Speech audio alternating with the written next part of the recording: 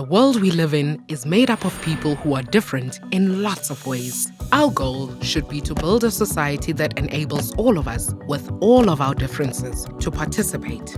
But because most societies don't take into account all of these differences, some people are excluded, often because of a person's disability, or their place of birth, language, ethnicity, religion, race, gender, or sexual orientation.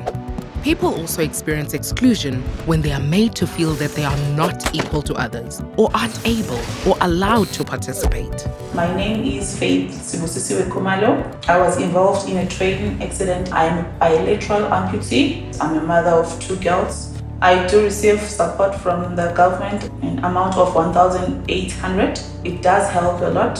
It usually helps in paying the rent and paying for my daughter's transport. Before the accident, I was a hairdresser. I was working 2 jobs. Finding work as a disabled person is very difficult. I've been applying for cashier jobs. None of them have replied to me. Much of this exclusion is because of the false notion of a normal person.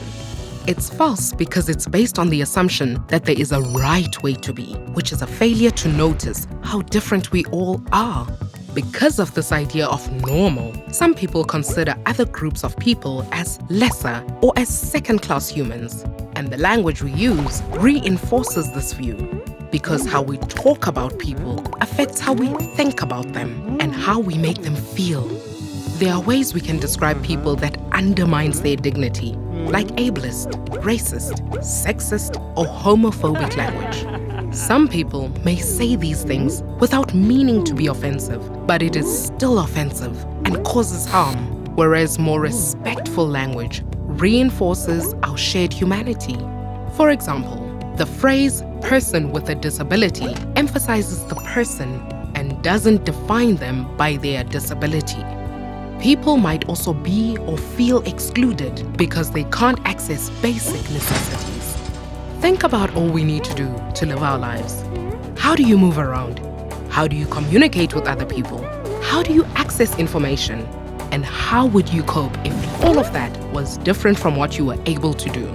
Understanding these differences is an important step in understanding what we need to do differently to enable everyone to participate.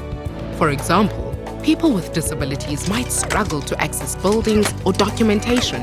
To prevent exclusion, we might demand ramps for people in wheelchairs or reading materials that people with a visual disability can read.